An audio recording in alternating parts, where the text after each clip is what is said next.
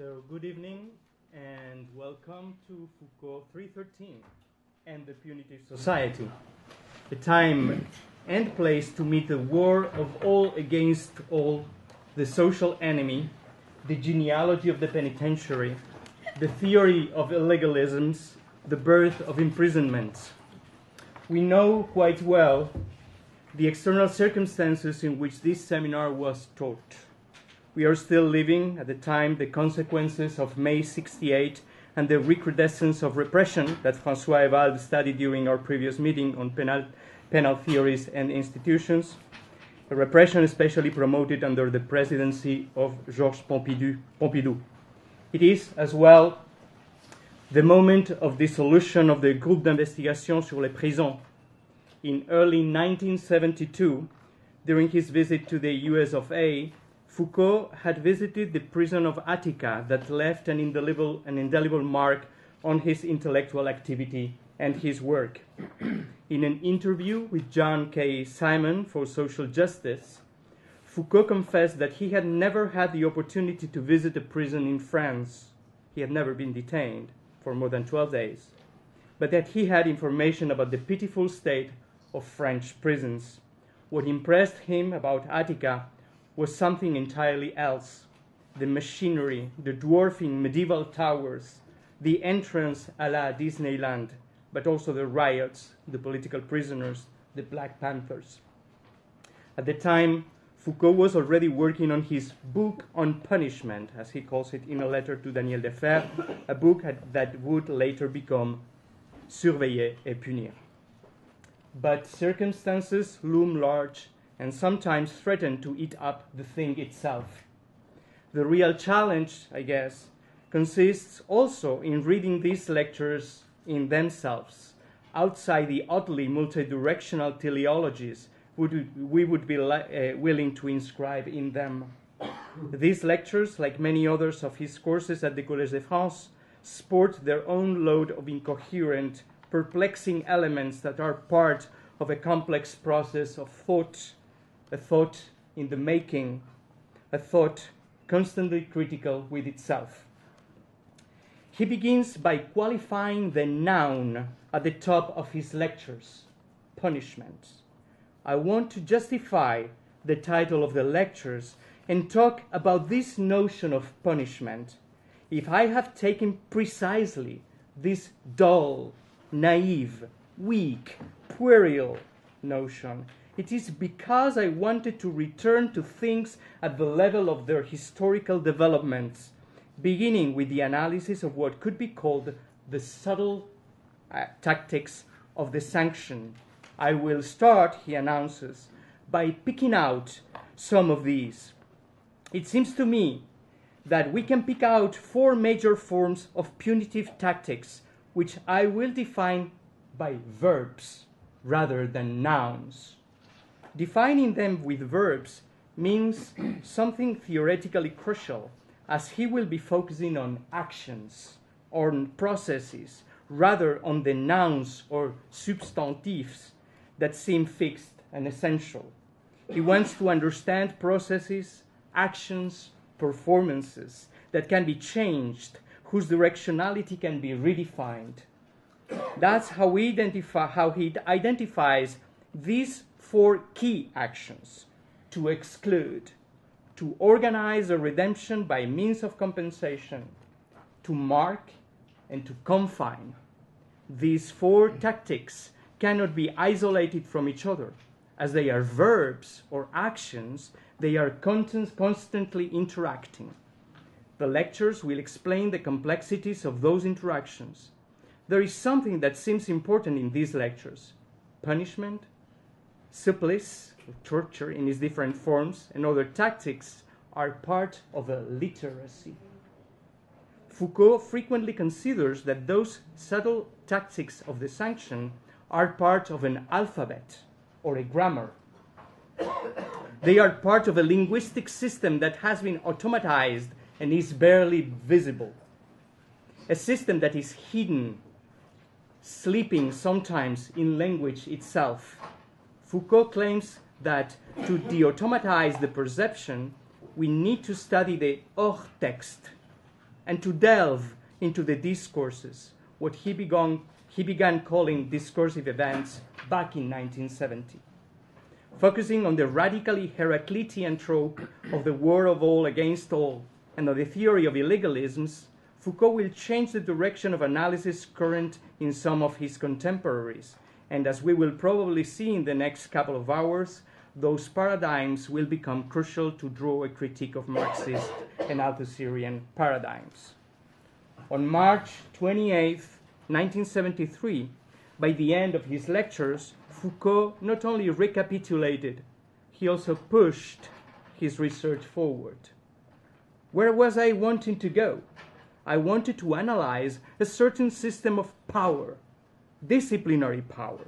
It seemed to me, in fact, that we live in a society of disciplinary power. That is to say, a society equipped with apparatuses whose form is sequestration, whose purpose is the formation of a labor force, and whose instrument is the acquisition of disciplines or habits. It seems to me that since the 18th century, there has been a constant multiplication, refinement, and specification of apparatuses for manufacturing disciplines, for imposing coercions, and for instilling habits. This year, I wanted to do the very first history of the power of habits, the archaeology of those apparatuses of power that serve as the base for the acquisition of habits as social norms. This is not a project of nouns, of substantive. This is a project of verbs, of actions. Now, to talk about all that and much more, we are going to give the floor to our colleagues, and then we will go on with an open discussion. Let me introduce briefly each of them in the order they are going to intervene. First, Didier Fassin, anthropologist, sociologist, and physician. He is currently the James Wolfensohn Professor at the Institute for Advanced Study at Princeton. At the crossroads between disciplines, he has worked in the field of medical anthropology, conducting fieldwork in Senegal, Ecuador, and South Africa, with a focus on issues of power and inequalities, as well as on the production and construction of health problems. In recent years, he has turned to the question of moral economics in contemporary societies. That is to say, to the production, circulation, and appropriation of values and affects in social contexts, conducting research on humanitarianism in various parts of the world. His most recent work examines the moral and ethical issues public institutions such as police, justice, and prison face when they deal with marginalized publics. His most recent book is L'ombre du monde, une anthropologie de la condition carcérale, 2015, forthcoming in English, the result of 4 years of ethnographic work in prisons. Axel Honneth,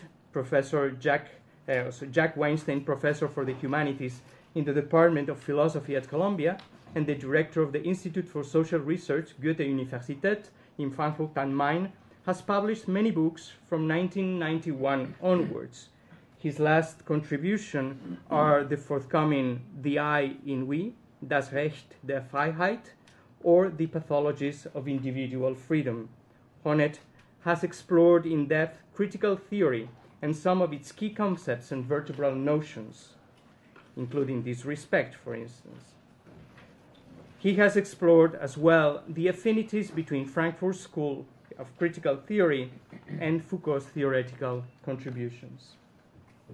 Nadia Urbinati is our colleague at Columbia, Kyriakos Tsakopoulos Professor of Political Theory and Hellenic Studies at the Department of Political Science and ICLS, as well as the Scuola Normale Superiore di Pisa and Bocconi University in Milan, among other places. Her groundbreaking work on democracy, representative democracy, and the disfigurement of democracy constitute crucial contributions to contemporary political thought at both sides of the Atlantic. Her last book, published this year by Yale, is The Tyranny of the Moderns, and she is currently working on a new project on representation and partisanship. And finally, Bernard Harkert, Isidore and Seville Sulzbacher Professor at Columbia Law School and ICLS, is also a political scientist. Part of his work takes place in the courts of justice, defending the rights of inmates in the death row. He is the author of many books, including The Illusion of Order, in which he demonstrates the weaknesses of the broken windows policies. His new book, Exposed: Desire and Disobedience in the Digital Age, will be available from Harvard University Press on October 19th. Thank you very much, and then just let's give the floor of our colleagues, beginning with Didier Fasson. Thank you. Thank you very much. It's a great honor to be in such a company tonight, and a great pleasure as well to be among friends. I want to thank Bernard and Jesus for their invitation. There will be two moments in my talk introduction. One that might be more in dialogue with Nadia's intervention. It's on context. And the other more connected to Axel's contribution. It will be on the text itself. So the Punitive Society opens on a surprising reference to and discussion of a passage at the end of Triste Tropique, in which Claude Lévi-Strauss writes that, quote, "If we were to study them from a distance, it would be tempting to oppose two types of society," unquote, continue, "according to the way in which they treat their members who threaten the social order, those which absorb them in order to neutralize and even take advantage of them, that's anthropophagy and not cannibalism as the English translation goes, and those which reject and even isolate them in special institution, anthropemy, a neologism from emain to vomit." Not mentioning that Lévi-Strauss actually proposes a sort of intellectual exercise, if we were to, that's this expression, Michel Foucault presents it as a hypothesis, a playful one, he acknowledges, against which he develops the central argument of his lectures. Exclusion is not the main defense of modern society's order, he says. First, because it's a heterogeneous notion. There are many forms of exclusion with different meanings. And second, because it is not opposed to the symmetrical assimilation. Rejection and absorption are, in fact, not mutually exclusive. Instead of considering the Punitive Society from the negative perspective of exclusion or transgression or repression, as he also writes, one should analyze it through the positive lens of production, production of power, of knowledge, of truth, of the actual, he says. However, interestingly, for Lévi-Strauss, this was not the point, and his distinction between the two types of society served as a rhetorical means for political ends, which Foucault could not ignore. In this passage of his memoir, the anthropologist was indeed making two moral claims. First, societies we tend to see as barbaric because they practice what we call cannibalism, have in fact sophisticated manners to settle offenses by compensating victims and resocializing criminals. And second, our own way of dealing with the undesirable members of our society is not only inhumane, but also counterproductive and contradictory. In other words, Lévi-Strauss invited his readers to think differently about both otherness and punishment. If I evoke the anthropologist's broader argument, it is because such a critical take with so clear political and moral implications, when Lévi-Strauss was simultaneously developing the most formal, abstract, and ahistorical paradigm, namely structuralism, is telling of the porous boundaries between science and engagement in that period. It is difficult to imagine such blurring of genres in contemporary social science in France, where positivism under its multiple forms has rendered critical thinking suspicious in numerous circles, and in that regard, France might not be an exception. Triste Tropique was written in a time of decolonization of empires. The Punitive Society was delivered in the post-May 68 decolonization of the mind. In both cases, the context was crucial and in both cases, the titles given to the works were manifestos. With respect to the prison system, the context of the preparation of the lectures at the Collège de France should therefore be understood in terms of both what was and what was not, or was not yet at the time. So what was?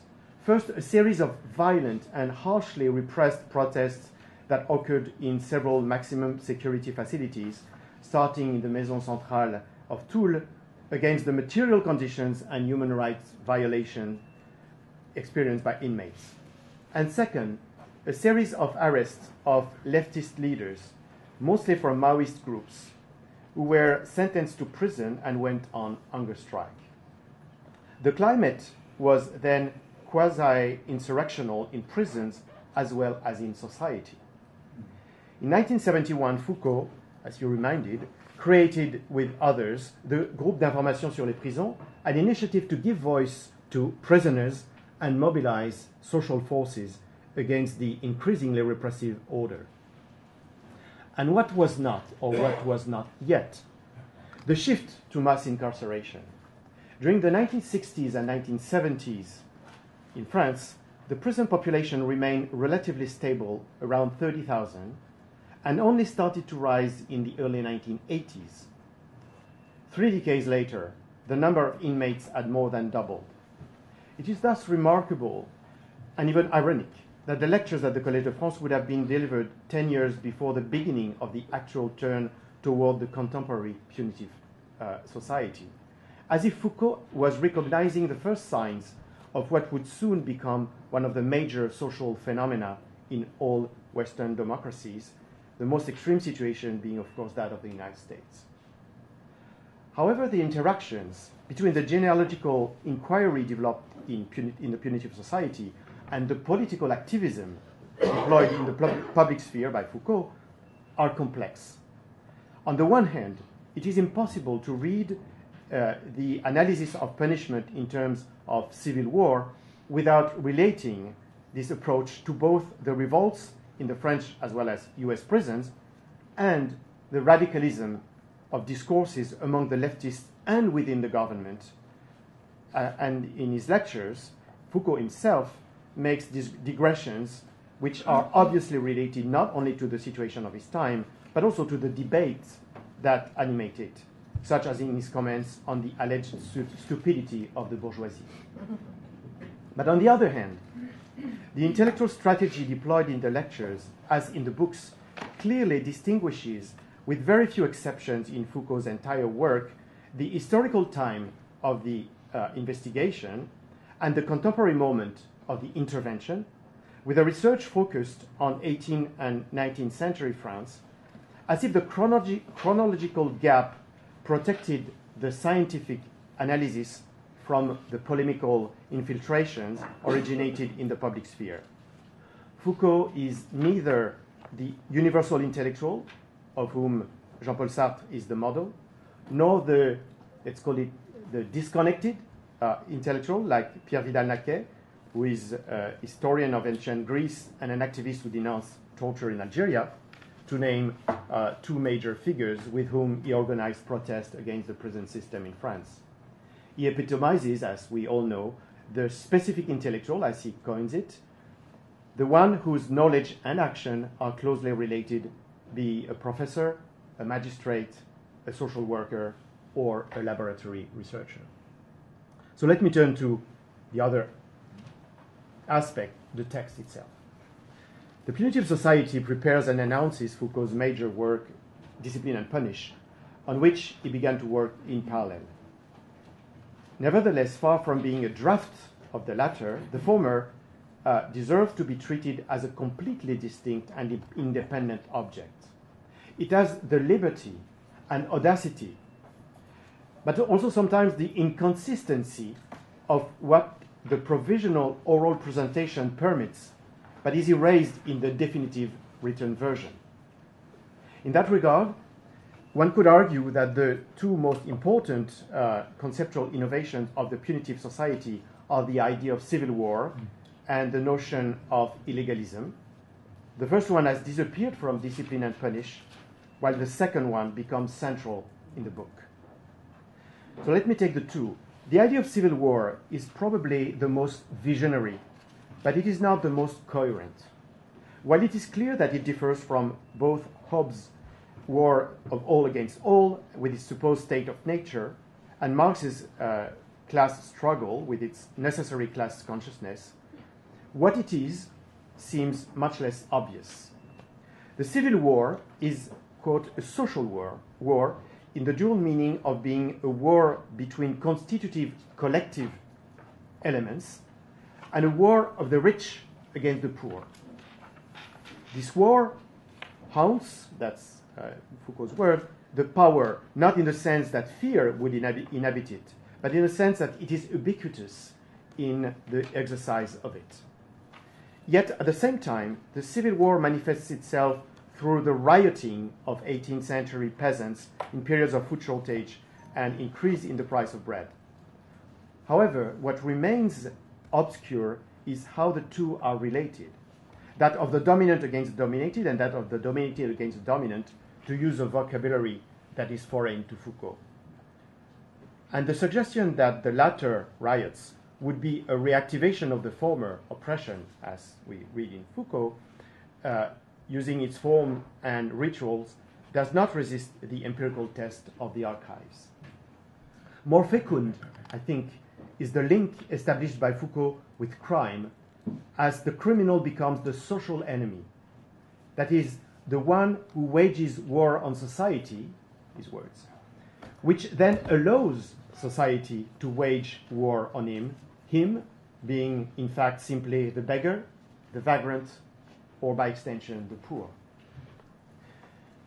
The notion of illegalism is therefore crucial to understand the criminalization of the poor. Illegalisms correspond to tactical games that agents play with the law at its margins, not abiding by it, but doing so within limits generally tolerated by society. They are ubiquitous across social groups and classes. Until the 18th century, they all contributed to the good functioning of society, as everyone benefited more or less from them. In the 19th century, with the development of capitalism and the consolidation of the bourgeoisie, the illegalisms of the lower class became increasingly regarded as dangerous, not only for the preservation of property, but also for the reproduction of the workforce, and therefore rendered illegal and penalized, whereas the illegalisms of the upper class proliferated with complete impunity. The penal system thus came to be an essential instrument of control of the working class. Prisons served to ensure exclusion, surveillance, and discipline of the undesirable members of society. In accordance with his usual method, Foucault here relies on analysis of normative discourses from legal text, institutional rules, criminology treatise, rather than of actual practices described in reports, testimonies, or letters. As historians of the 19th century prison have shown, such a research would have revealed, far from the fancied project of surveillance and discipline, the mere routine of neutralization, arbitrary power, physical and psychological abuse. The combination of these two ideas, of the idea of civil war and the notion of illegalism, gives the punitive society singular relevance, probably even more, I would say, than discipline and punish, when one wants to examine contemporary situations such as the one encountered in countries like Britain and the United States, studied by David Garland, as well as other nations in Europe and elsewhere. Indeed, during the past 4 decades, politicians and governments have overused the bellicose language of the war on drugs and war on crime, which has often been translated on the ground into a war on the poor, mostly from racial and ethnic minorities. This process has been rendered possible via a differentiation in the processes of criminalization. While the perpetrators of corporate crime and its multiple economic and financial variations were increasingly protected, petty crime and misdemeanor, including loitering, driving without a license, or possessing marijuana became the object of the attention and severity of the penal system. Today, perhaps more than ever, one should take seriously Émile Durkheim, to whom Foucault does not entirely do justice in his last lecture, when he affirms that we do not condemn an act because it is a crime, but it is a crime because we condemn it, and to which one should add that the range of crimes we condemn is highly differentiated according to social classes. The idea of civil war and the notion of illegalism thus open the way to an exploration of punishment through the lenses of both a political economy and a moral economy, since on the one hand it is used as an instrument in the power relations between social groups, that's political economy, and on the other hand, it finds its justification in the evaluation of what deserves to be sanctioned and what can be condoned, and that's the moral economy. So let me just briefly go to these two. Although it abundantly resorts to the Marxist vocabulary and even thinking, the political economy of punishment, as analyzed by Foucault, accounts for the prison system not in terms of the utilization of a cheap and docile workforce, but in terms of the domestication and subjugation of the workers' bodies and minds so as to make them functional and productive for the capitalist system in their relations to time, for instance. During the 19th century, arbitration and normalization became the processes through which the power insinuated itself into the life of the subjects and eventually succeeded in controlling their conducts.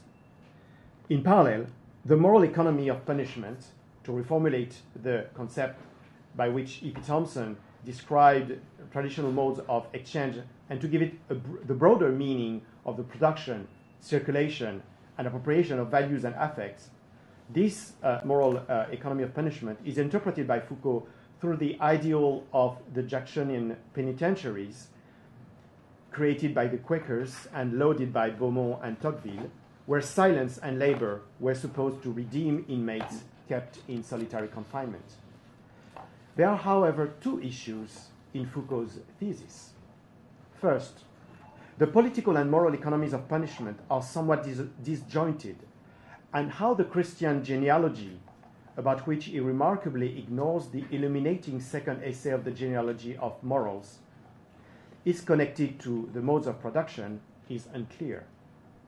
Adopting very distinct perspectives to account for this conjunction of the political and moral economies, Loïc Wacan, in a neo-Marxist tradition, and especially Bernard Harcourt, in the Foucauldian vein, offer more convincing interpretation. In fact, one problem of Foucault's analysis is their dualism, the rich and the poor, the haves and have-nots, when more complexity might be necessary. In particular, the development of the public sphere in that period, as studied by Jürgen Habermas, implies new mediations.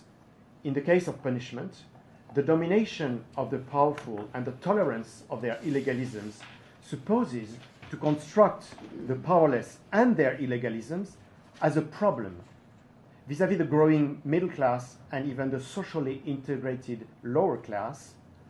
The public has to be persuaded that inequality in wealth and before the law is not only legitimate but also beneficial to it from the perspective of the social order.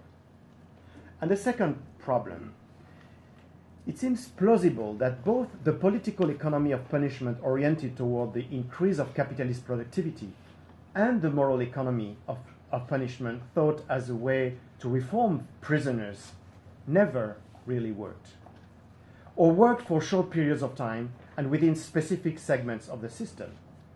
The dual functionality of the prison, economic productivity and moral reform, belongs more to the imagination of those who conceived the system than to the actual reality of how prisons worked.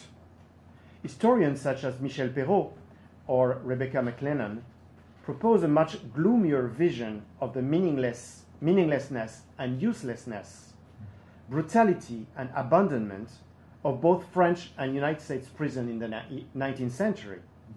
Even today, the political economy of punishment has more to do with the prison industrial complex than with the use of, or subjugation of the inmates for cheaper production, although it can be in certain cases. And the moral economy of punishment is rarely associated with the rehabilitation of offenders, while concern regarding re-entry is essentially focused on technologies of control deployed to reduce recidivism under the threat of harsher sanctions. A final point should be considered because it connects the punitive society and discipline and punish, and turned out to be one of Foucault's most influential contributions to the critique of contemporary society. The last lectures develop an argument that will later give birth to the concept of carceral archipelago, namely the percolation of control, surveillance, sanction, and discipline throughout the entire society and most of its institutions, from education to sexuality. This theory obviously contradicts Erving Goffman's paradigm of the total institution developed in asylum, according to which closed organizations, be they monasteries, orphanages, psychiatric hospitals, or concentration camps, share similar modalities of social relations that are radically distinct from ordinary functioning of society. However stimulating and heuristic the idea of prison form as social form may be, the risk of thinking of it in terms of dissemination across multiple social worlds is to miss the singularity of imprisonment, the specific violence of confinement, and the particular consequences, social, political, and ethical, of the generalization of its use. Spending 4 years as an ethnographer in a French prison convinced me that social scientists had to account for both the exceptionality of the carceral condition and the porosity of the correctional system.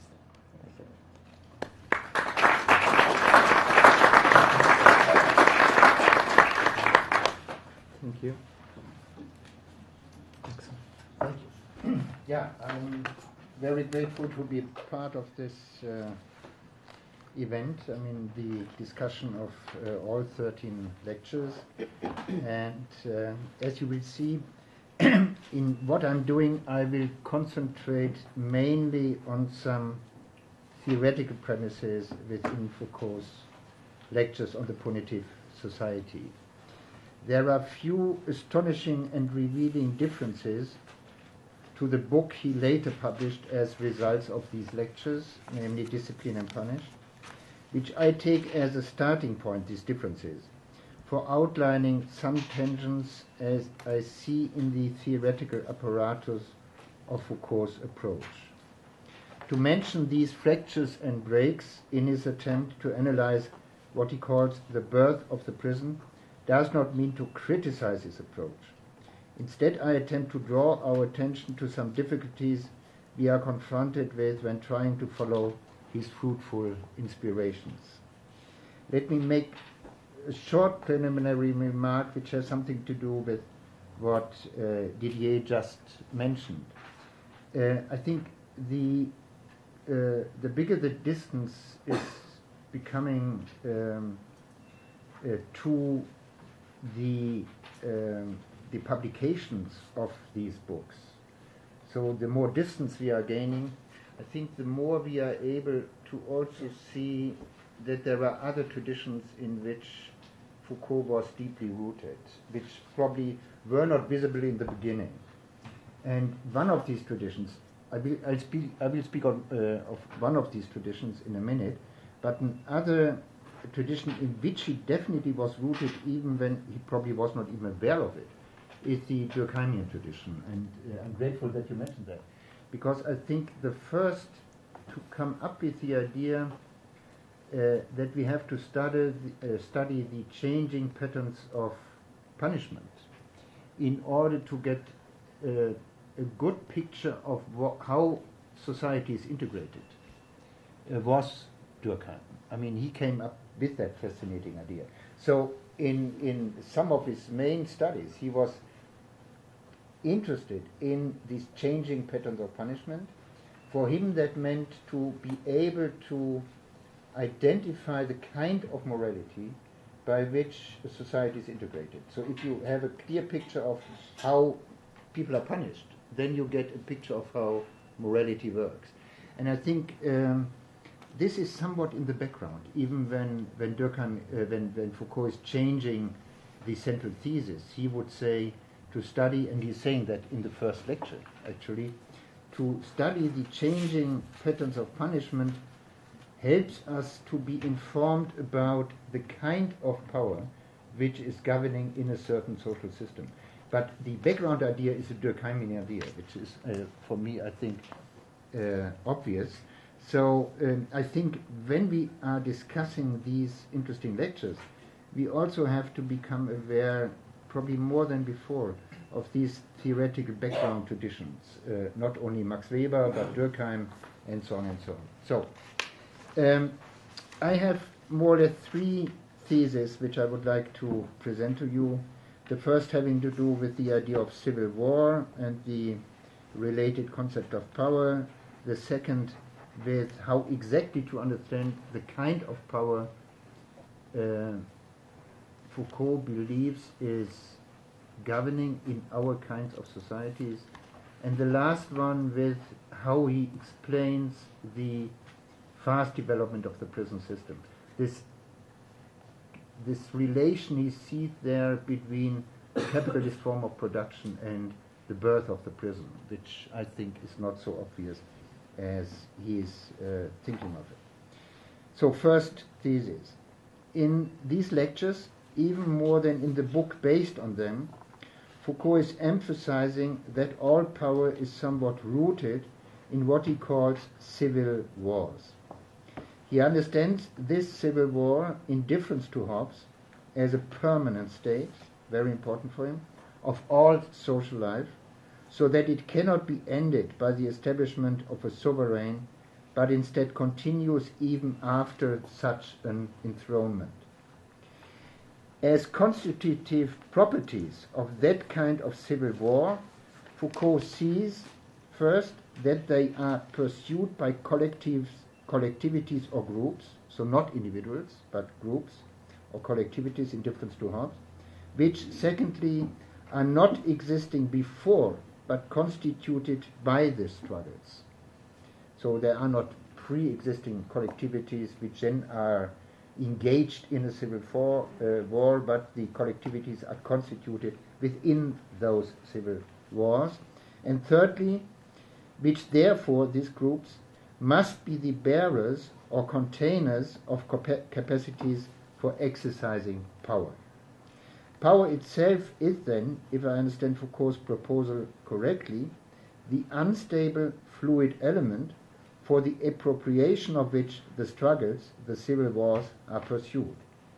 Or we can also say that power is a relational factor insofar as its exact form, quality and size depends on how and by whom it is appropriated and reactivated at a specific time within the civil war. Only in brackets I would like to mention here that such a concept of power, if I understand it correctly, would require to be understood in some way or the other as entailing the capacity of one side or one group to direct the course of action of the other group against its will.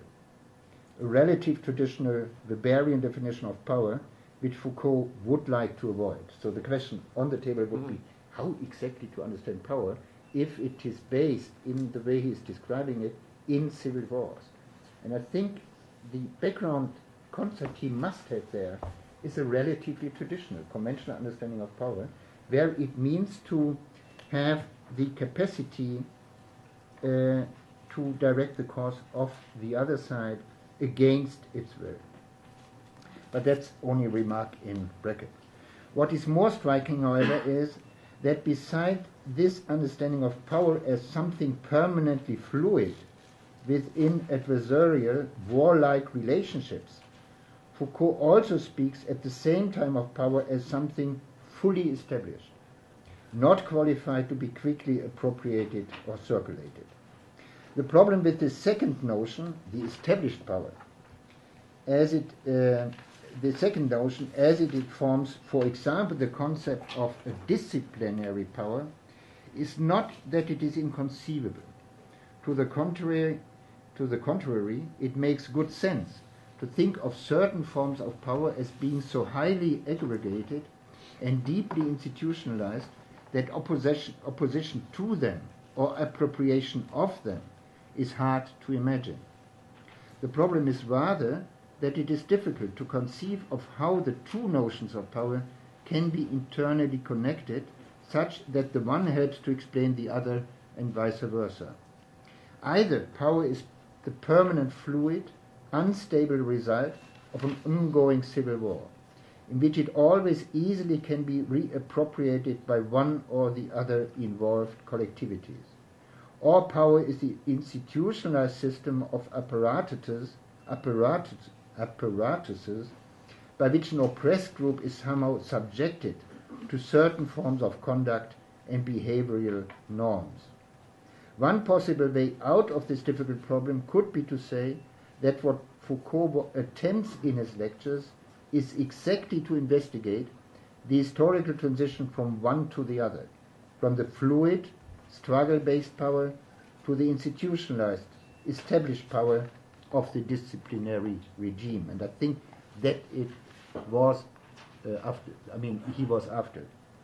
But then one would have to conclude that the second, aggregated form of power, the established power, must by definition succeed in ending the civil war.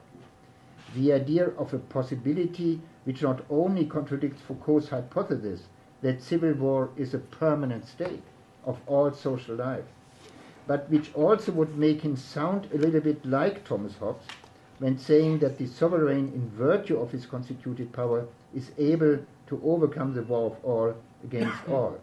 So the question here I think I would like to bring up is how to think under the premises he is establishing, namely the permanent civil war, how to think the successful establishment of disciplinary power. I mean, I think he would be forced to say there is no successful way of establishing power if there is permanent civil war.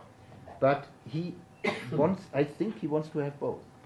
And so the question is how to think that under these action theoretical conditions that there is permanent civil war.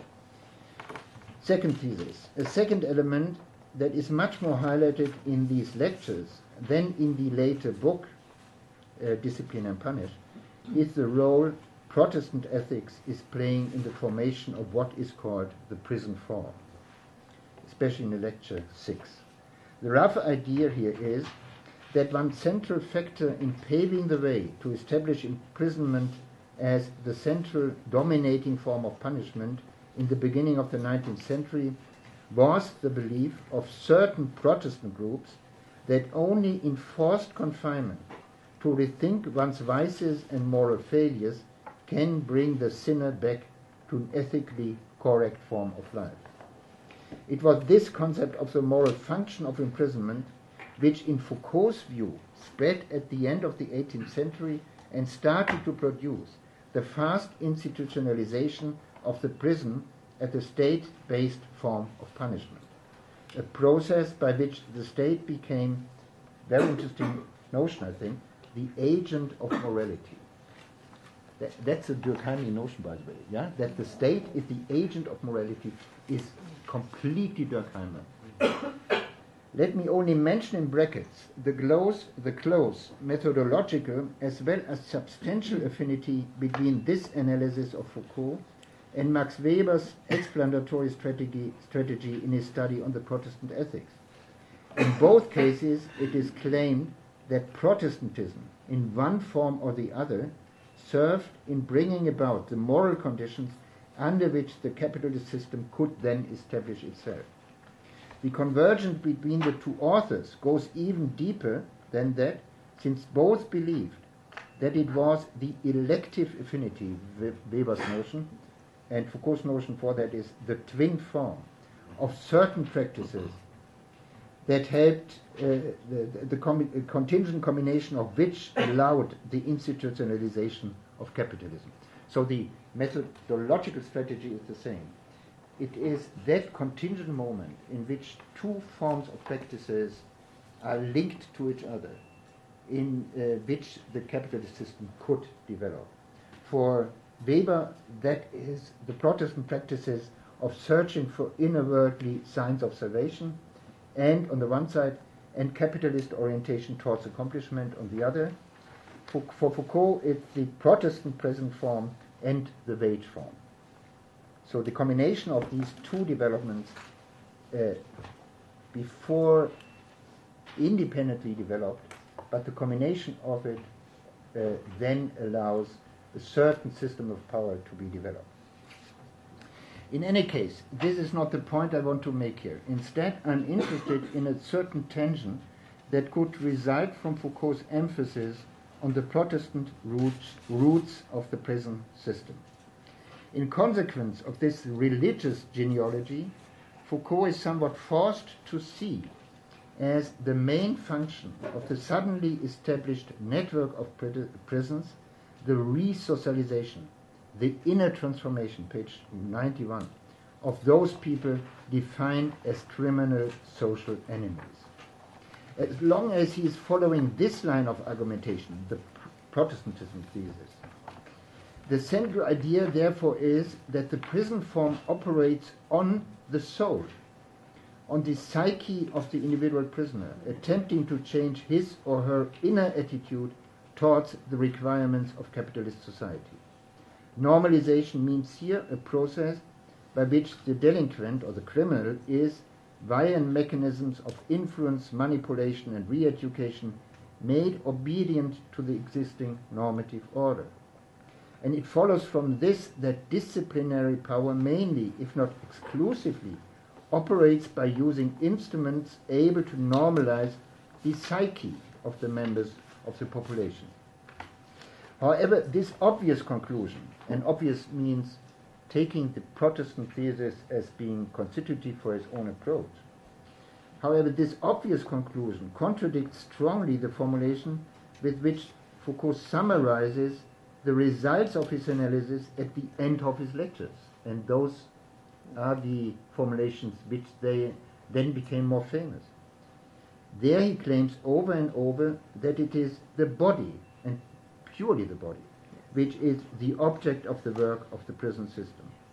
From this observation he concludes that the function and procedures of disciplinary power consist in regulating bodily behavior, training the body to obey the requirements of the capitalist system.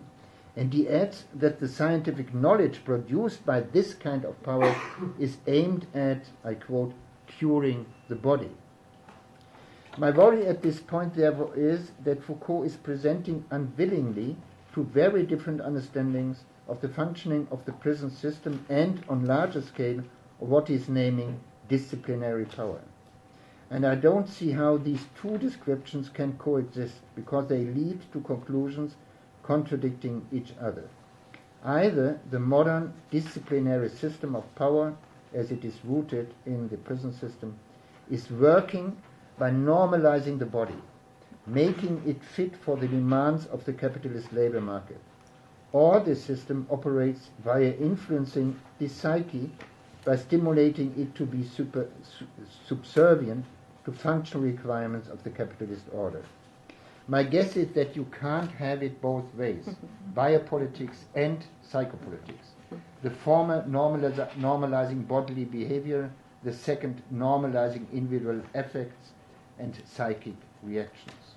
So is it disciplinary power, or the prison, about creating bodily habits, or is it about creating certain characters? A character formation, which would be a completely different picture. And I think this is going, even in the lectures, somewhat, both are going together. And I think they can't simply go easily together. So, third thesis. My last remark is also dealing with a point that, again, is much more emphasized by Foucault in his lectures than in the book later resulting from them. in trying to explain why the two events of the establishment of the modern prison system and the discursive constitution of the criminal as social enemy happen to appear at the same time, Foucault is relying on time as being the bridging variable. It is in the moment when, in consequence of the introduction of the wage form, the Marxist notion of the wage form, the organization of time is becoming the central concern of social integration and the social contract, that the two independent developments can support each other because imprisonment now is understood as a justified subtraction of a certain, I quote Foucault, quantity of time of liberty, whereas the criminal is defined as someone undermining and attacking the existing repressive order of time. This explanation allows Foucault then, in the following passage, much more strongly than in Discipline and Power, to conceive of the establishment of the prison as being an internal element or an internal factor within the broader process of the institutionalization of the capitalist system of power. And I quote now from the lectures, thus, what allows us to analyze the punitive regime of crimes and the disciplinary regime of labor as of a piece is the relationship of the time of life to political power. The repression of time and repression through time, that kind of continuity between workshop clock, production line stopwatch, and prison calendar. However, as elegant and suggestive as such an explanation may sound, it doesn't seem to me to be really convincing. Its weakness lies, in my view, where Foucault attempts to show that the criminal is from now on publicly defined as the one who is supposed to undermine or attack the existing order of time.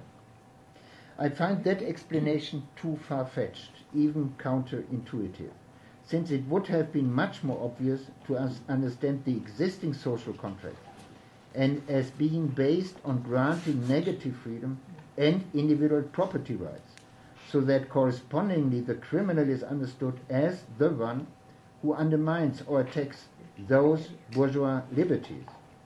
He or she is the social enemy, since by his or her crimes that bundle of liberties is violated, which is the normative basis of the new social contract after the French Revolution.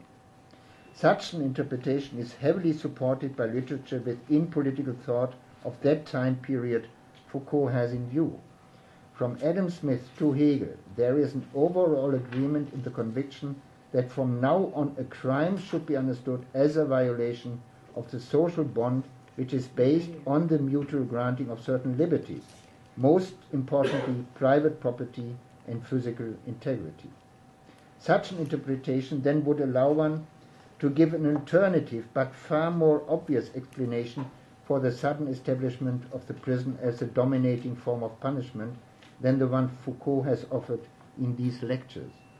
Imprisonment is seen as the justified form of punishment for the criminal, not because it subtracts a quantity of time, but because it takes in certain degrees that liberty away which is understood as the normative fundament of the new political order.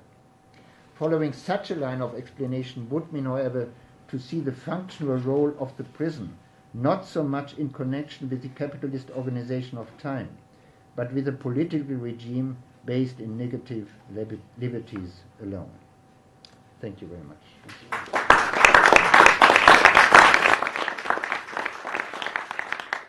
Thank you very much. Thank you. Thank you so much. Thank you for having me here. I started my presentation, which is actually in the online format, very long, with one or two citations. They are long also, and so I will simply use one brief line. I prefer, he says, 1972, I prefer effective work to university chattering and scribbling books. And this is the anticipation for what he wants to be, that is an intellectual or or a militant intellectual. This is my starting point, and thus in what follows, I would like to read or propose to read these lectures, The Punitive Society as a political text, and the work written by a militant intellectual who wanted to have a direct link to concrete political action. These are his words, not mine. So his interest in the past, thus, is that of a scholar, I quote from Discipline and Punish, writing the history of the present. There are thus two terms that will guide my reading of these lectures as a political text. One is the present, and the other one is the intellectual.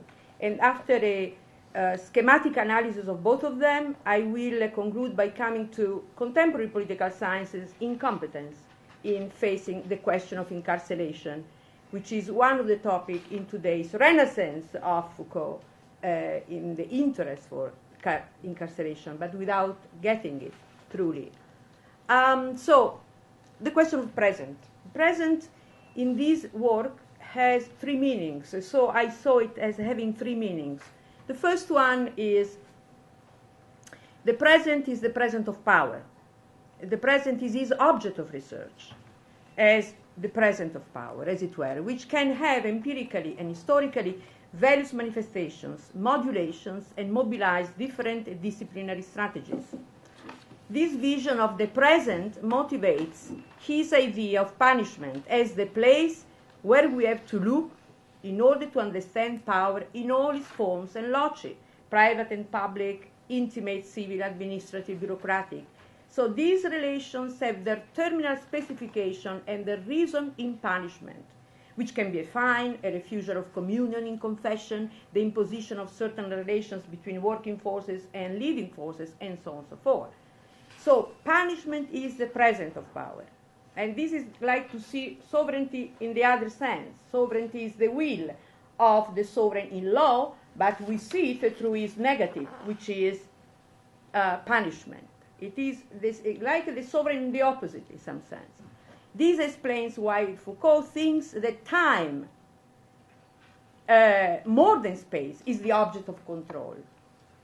Because shaping, limiting, controlling, determining individuals' time means obstructing individuals' expression and freedom.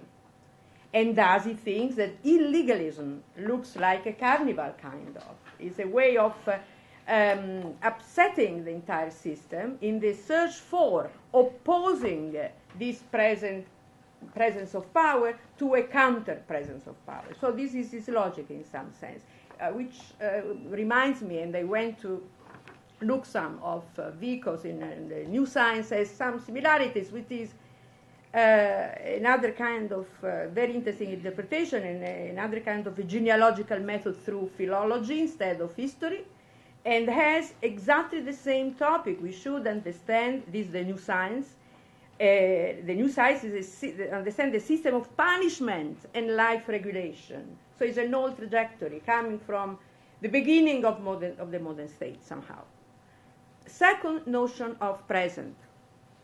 Present as the specific form of punishment in the historical time. So given punishment as the present of power relations, prison in this case of imprisonment is the system of punishment in a specific time, not the only one, and perhaps not the the last one. And it belongs as such, this prison system, to a political technology of the body. This is his words.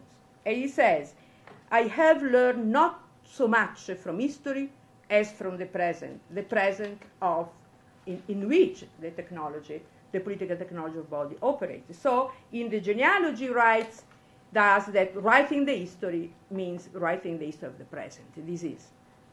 Thus, both the discipline and punishment and these lectures, they start from the event of punishment. The event of punishment is the scaffold in the old system of punishment, and from there they excavate the several components of the machinery that produce that event. So this is the methodology of the present becoming the past somehow. So torture, trial, and juridical rules of judgment, religious mentality, methods of evidence collections, and so forth. This is the history of the present somehow. which can be traced also to, I say Vico, but there is an important other author that needs to, I would like to have time to go through, is Beccaria, who is central in this, because it's the transition from, what? I'm sorry, I thought, it's the Beccaria because it's exactly the passage from a conception of punishment to another one in a scientific sense. So the history of punishment is the history thus of relocation, accumulation, and adaptation of all strategies to new situations. Thus Beccaria and George Fox together. That is Beccaria, meaning the Enlightenment, and the Christian Reformer, meaning the Quakers. So he is able to see these cooperative attempts to fulfill these punishments, not alternative. And this is interesting, according to me, very interesting, because it is the open to the punitive society that starts proceeding when the war, civil war, comes to be relocated from group rebellions to the individual. So that at the end, at the beginning we had plebeian revolts, illegality in groups, 17th, 18th century, and then gradually we come to the individual as an object. This is the goal of the fulfilled state. The goal of the fulfilled state is to have simply the individual as an isolated rebel without an army, which is the most atomistic and easiest way to fulfill the promise of the state. So, thus, playing with Kantorowicz's paradigm of the two king's body, Foucault applies the same duality to punishment, which he treated as the punishment of the person in a double meaning, double sense, as a body. This is Beccaria's pure juridical judgment over actions, not intention, and as the soul, Fox's moral judgment. They go together for him beautifully, according to me, because he does not concede any leverage to the supposed humanization argument of punishments from torture to imprisonment, because he sees that the operation of punishment over the soul is a mean, as Axel mentioned before, perhaps critically, to violate the body. So he reversed the logic of Christianity. In the logic of Christianity, the soul is imprisoned in the body. He thinks opposite, that the soul is the prison of the body. So he concludes thus that the body is the real target. That is containment of freedom. Containment of freedom. So Beccaria and Fox means the renaissance of Christianity in the epoch of the Enlightenment. And this was not a setback, but a rational completion, because the suppression of the reason for disobedience is the rationale for punishment, is the end of punishment, to eliminate reasons for disobedience. For this reason, docility and reshaping the self is inside of the very supposedly Enlightenment conceptions. This is according to Foucault, as far as I understood. And also the reason why discipline and governmentality are the final step and not by chance.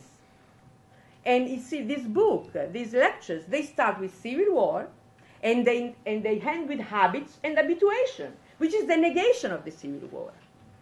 So they end with the hegemonic substitution of coercion with another form of coercion, which is docility. That is the victory over the war. And this is a gloomy conclusion that I don't know what kind of intellectual can deal with that, because there is nothing to do at that point. So the third concept of present that I isolated is the biographical present or the present time of Foucault. You beautifully synthesized this. Kendall Thomas last time proposed that we are more sensitive to the issue of context in which these lectures, and I agree with that. It's crucial because this breeds of his time and his experience as a militant intellectual, organizing sit-ins, organizing demonstrations, and for him thus the prison is not simply an object of scholarship, it is his life for a while, at least for several years, it was really his life as an intellectual.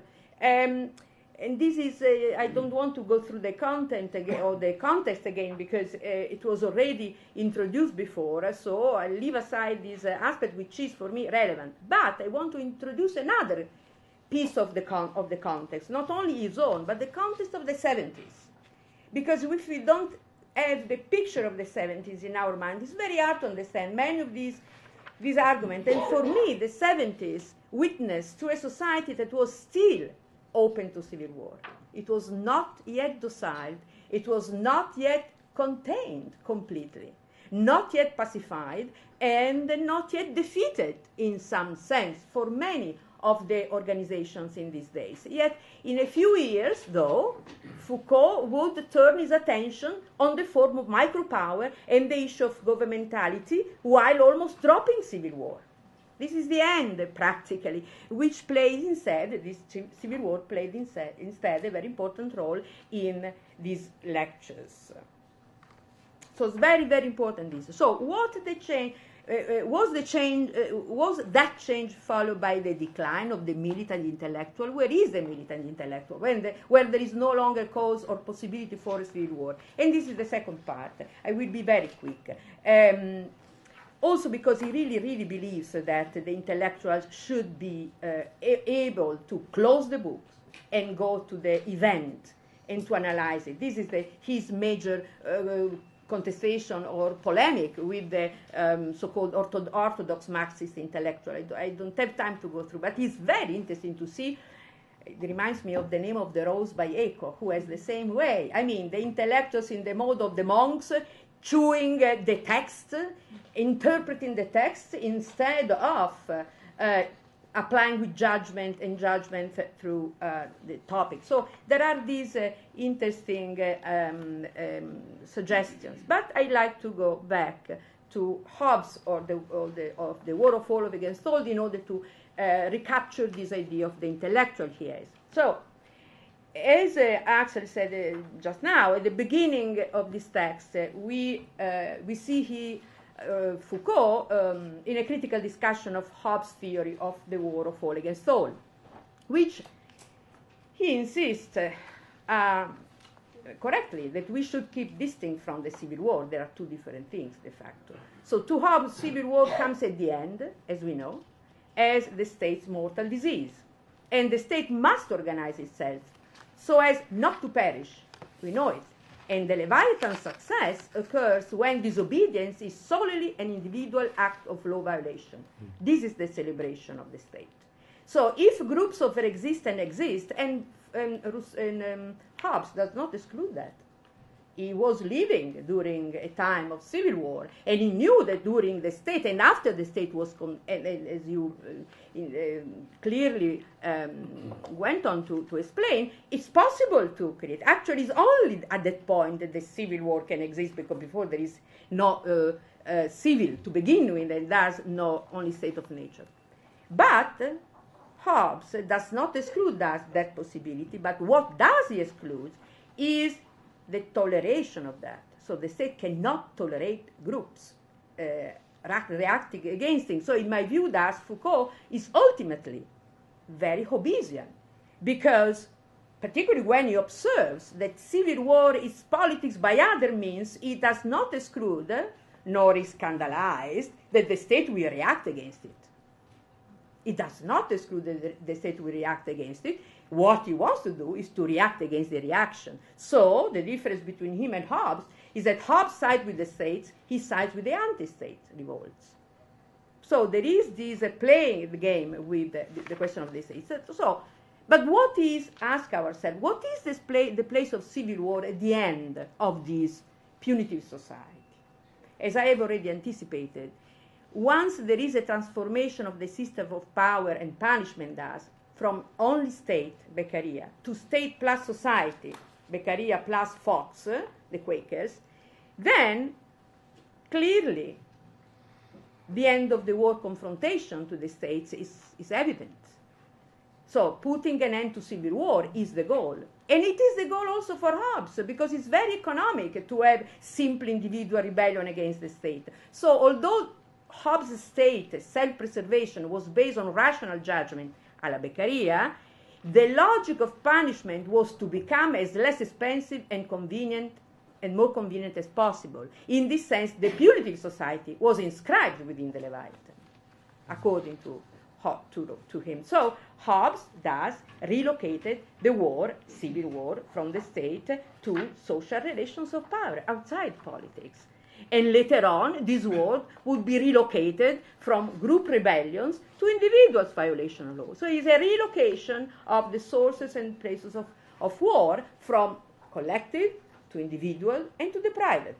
So at this point, once again, how would a militant intellectual find her place in a society that is a total panopticon? There is almost nothing to do.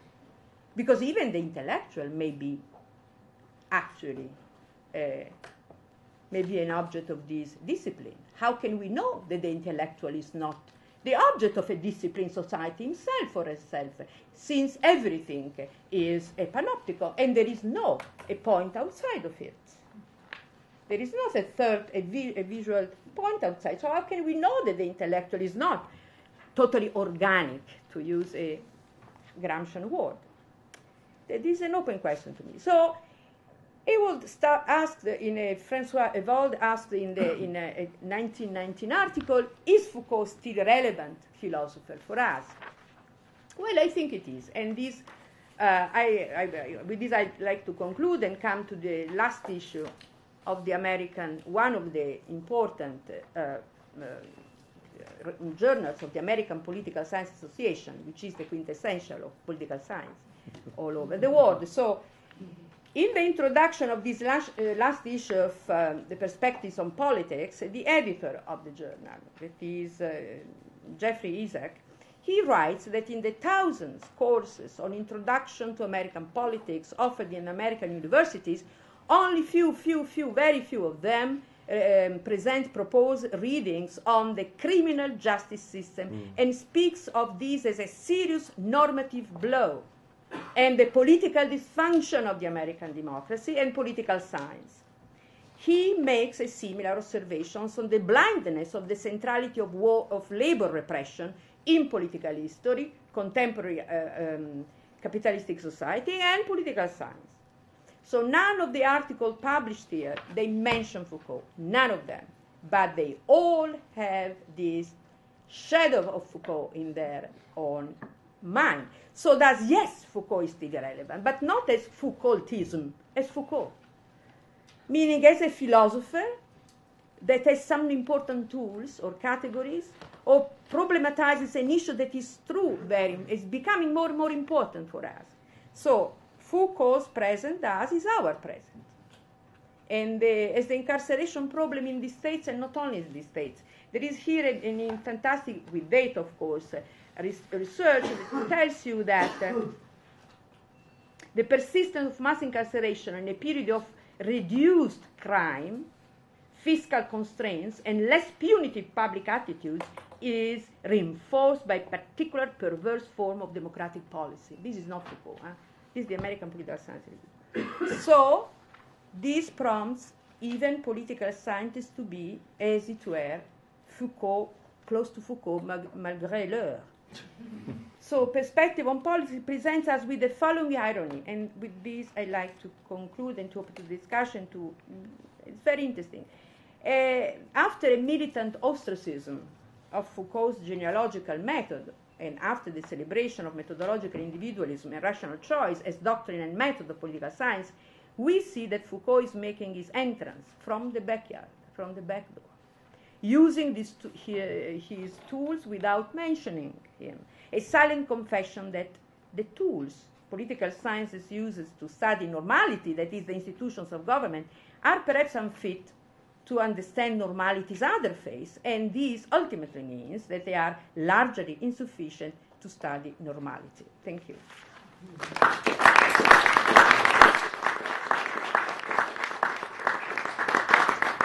Bernard. Thank you, Didier Fassin, Axel Honneth, Nadia Urbinati. Thank you so much for raising important questions about this set of lectures. What I'd like to do is the following. I would like to try and start from some of the tensions that you have identified to move us in the direction perhaps more of the political reading that Nadia is suggesting.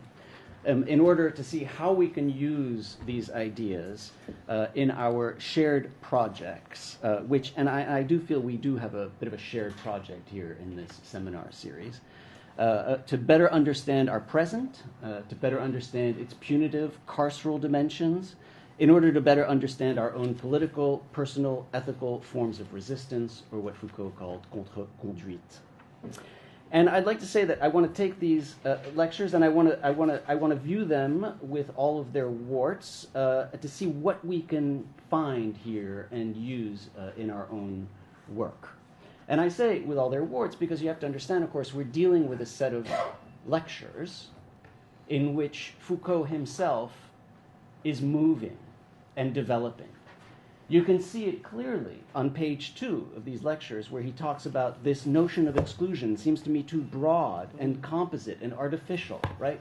And he says, I'm in a good position to say this since I myself has used and maybe abused it, right? I mean, the notion of exclusion, which was at the heart, right, of the archaeology of knowledge, forms of exclusion which were what he was everything he was focusing on at the end of the 1960s, he's basically saying here, wait a minute, I think maybe I need to rethink that.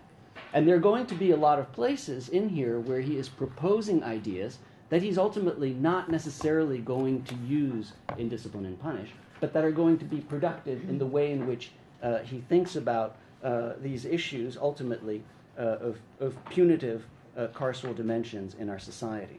So in order to do this, I want to follow Nadia's proposal. I also intend to specifically address Didier Fassin's urgent call, after having spent 4 years in a French prison as an ethnographer, to come to terms with what he says, the singularity of imprisonment, the specific violence of confinement, and the particular consequences, social, political, and ethical, of the generalization of its use.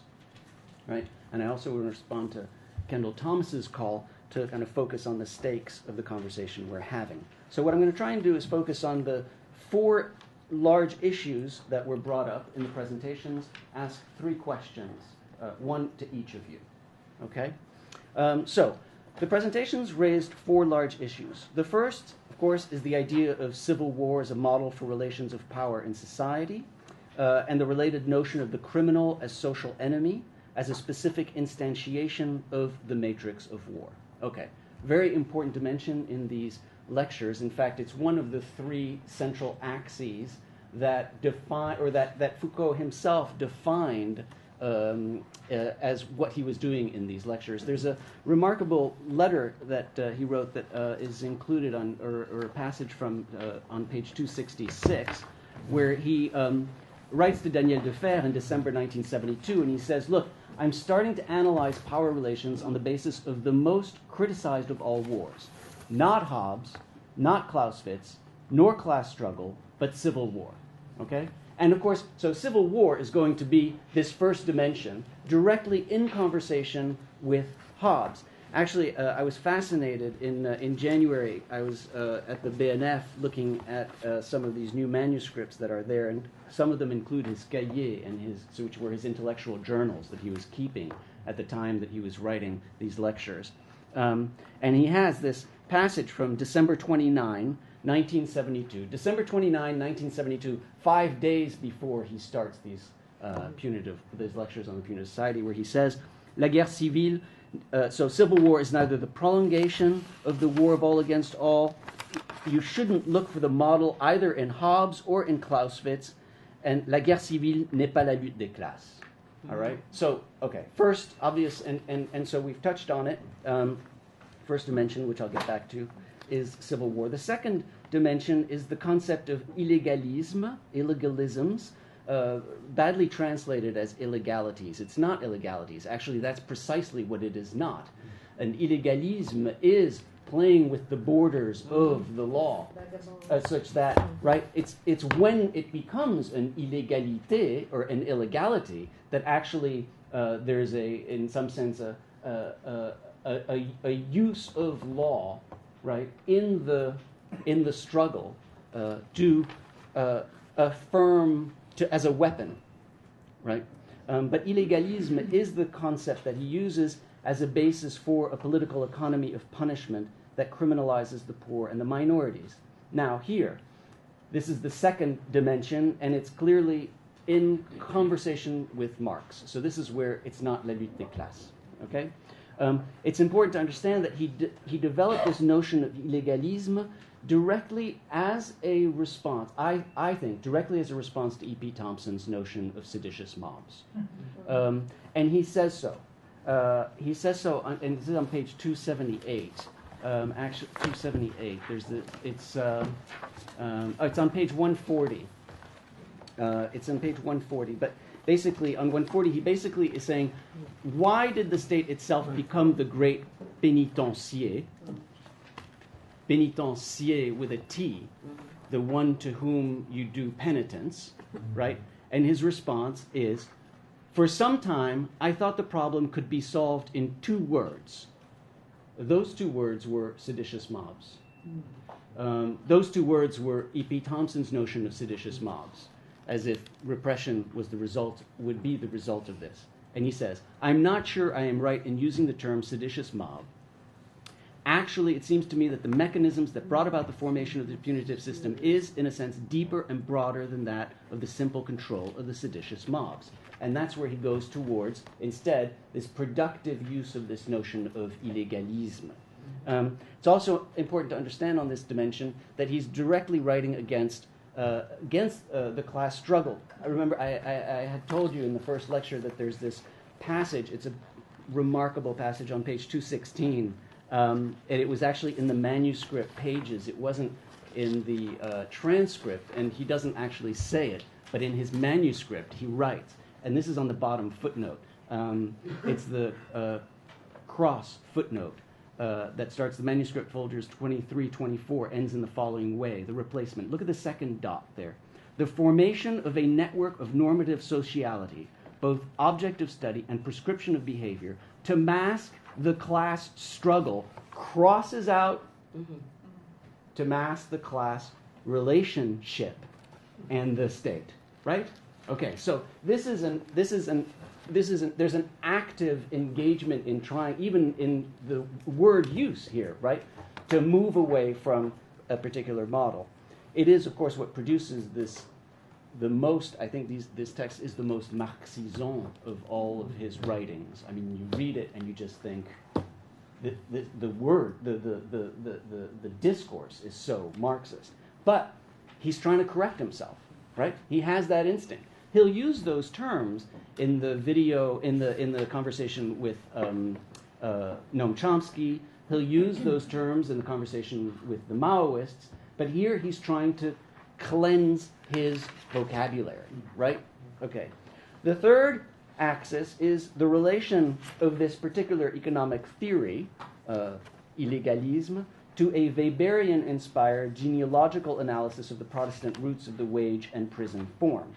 Now, here I think Axel is totally right. Weber is omnipresent, although he's not one of the identified targets that Foucault seems to want to be getting away from. But he's clearly in the background. One can think of this, I think one can read this, I think, as an exercise in trying to rewrite and draw on the Protestant ethic. Now, and of course, so this draws a lot of the work on moral economies, which Didier Fassin has written a lot about, and brings that into conversation with the political economy that he is using. Just as an aside here, another figure who is not explicitly in that three-dimensional kind of opposition that Foucault is writing is Durkheim. Durkheim actually figured importantly in 72. In the 72 lectures, there's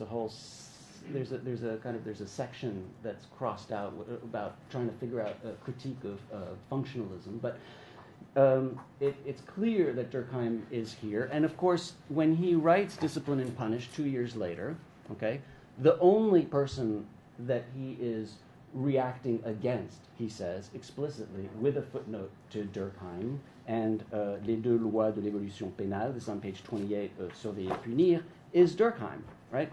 In other words, when he's setting out his method in Discipline and Punish, he sets it out against Durkheim. Why? What is he trying to say? He's trying to say, if you follow Durkheim, then you risk posing as the principle for the adoucissement des peines, for the softening of punishment, some kind of individualization, a principle of individualization. Instead of seeing that individualization is the constructed product of all of these relations of power. So it assumes kind of a fixity of a notion of individualization as moving us towards lenience, when in fact what he's trying to suggest is that it's the disciplinary mechanisms in society that produce notions of individualization, notion of the individual, notion and social scientific notions of what would become something like methodological individualism. And that idea of kind of flipping is a typical Foucault move, which we can or cannot use, but he also does it with Marx, right? And he does it explicitly in these lectures. I'll find the passage in a section second, where he says essentially, Marx is assuming that our human essence is work, when we have to flip that around and understand instead that it's these disciplinary mechanisms that make work as our human essence, when in fact our essence might be something completely different. Very big. Page 232. Yes. Yeah. Okay, page 232. Which, by the way, Thank is you. Weber. Okay, great. And that's maybe where Weber lurks. The fourth point is the contemporary reflections of all this on our present condition of massive racialized over-incarceration, or what has come to be known as the new Jim Crow, as well as the role and method for militant specific individuals to intervene in our present, drawing on texts like this. And here I think this is the place where there is the direct conversation with Clausewitz here, okay?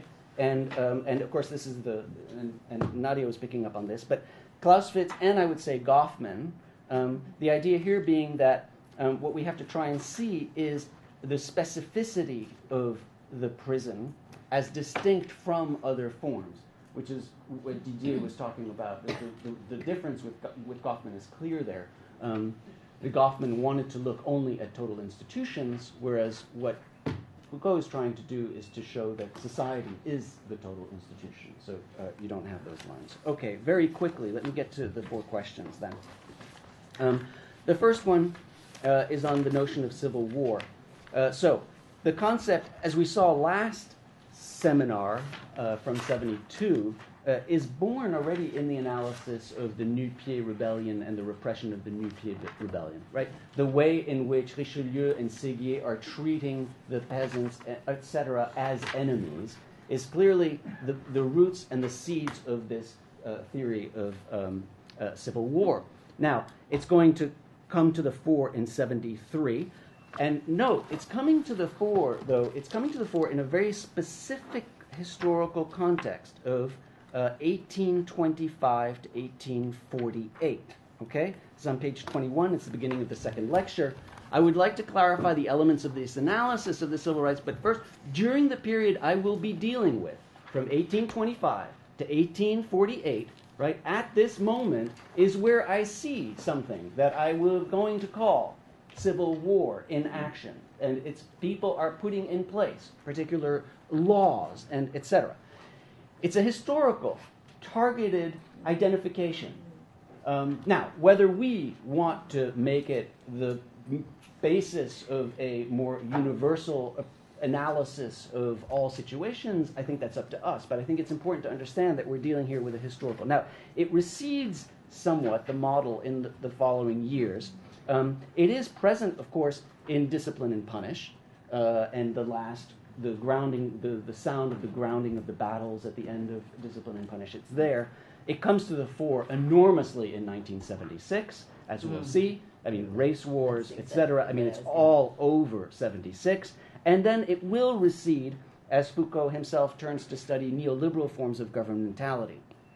as we'll see later on, actually in next year in this seminar in 2006. Actually, no, we'll get there in December. Okay. In any event, in 73, it's there. Why? Well, clearly because while Foucault is dealing with these historical incidents, he's also dealing with civil war in the French prison and in the American prison. He's dealing with what he calls, visiting the U.S., the function of massive elimination in the American prison, right?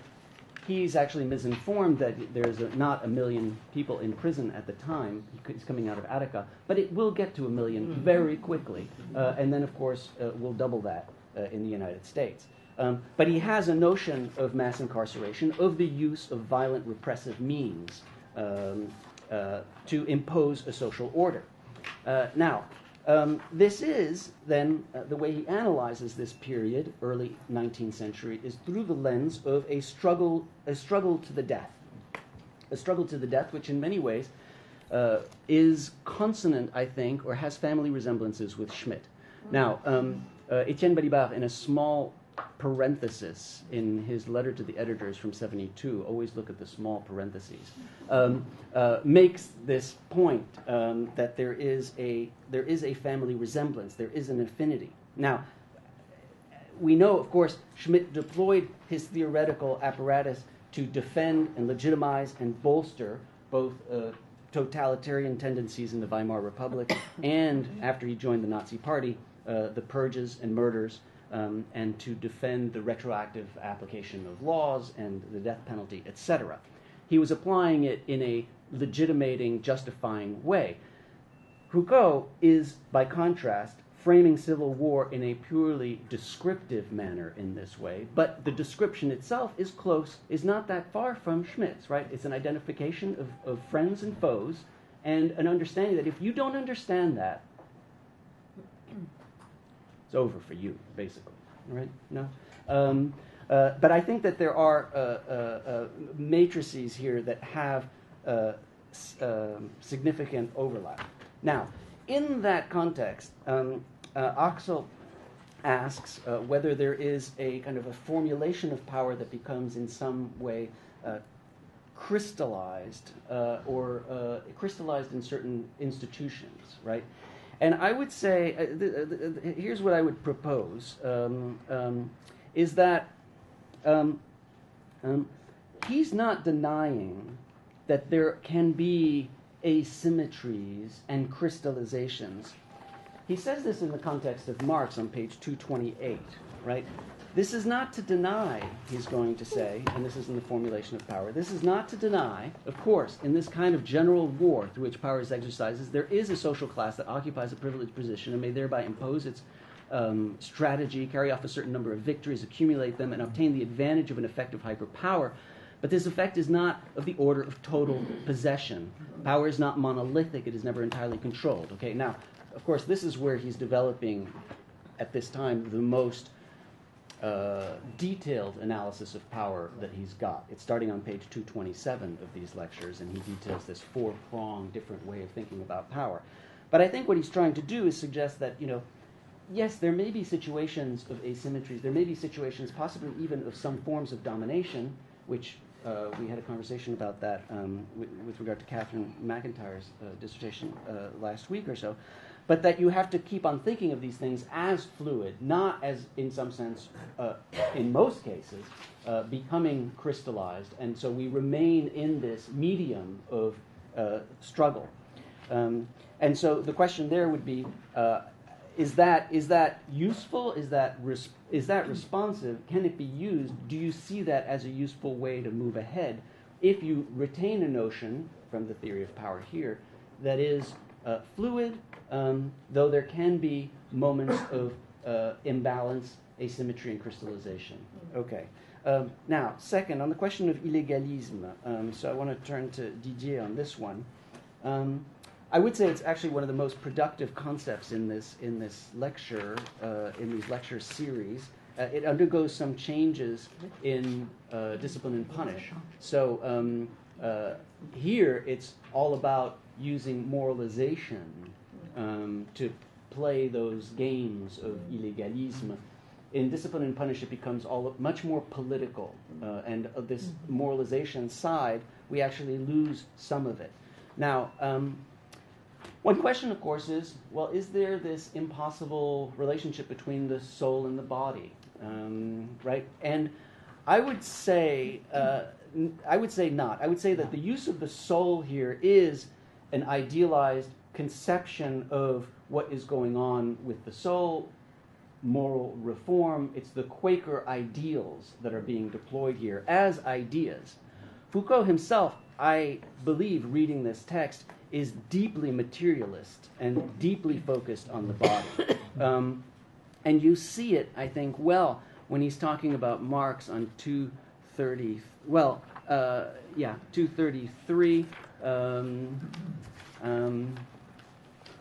And you get a real sense here that these institutions, top of 233, connect up individuals to social. Bottom of 232, probably.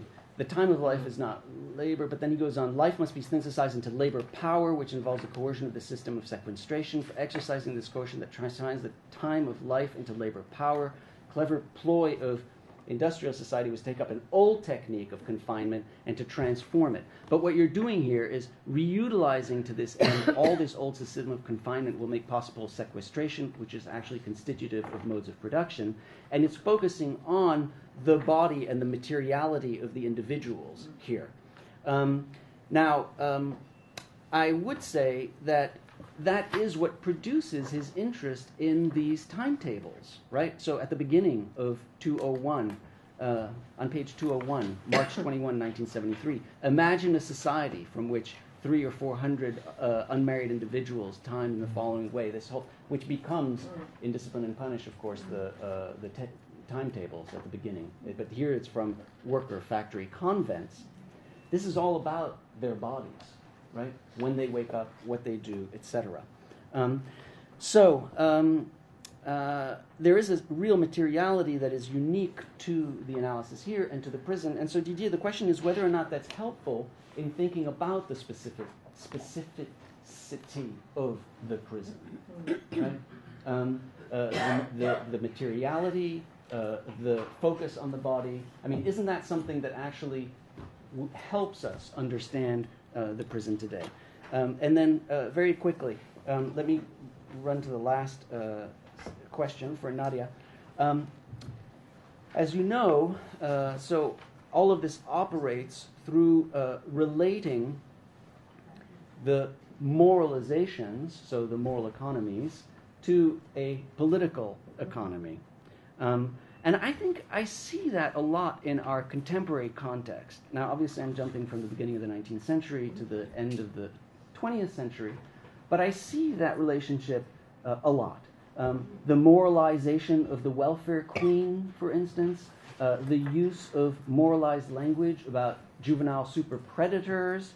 In the essay that I posted, the language about super predators was just incredible. John DiIulio, as you recall, in the 1990s, super predators, what he referred to as the new generation of street criminals who are upon us, the youngest, biggest, and baddest generation any society has ever known.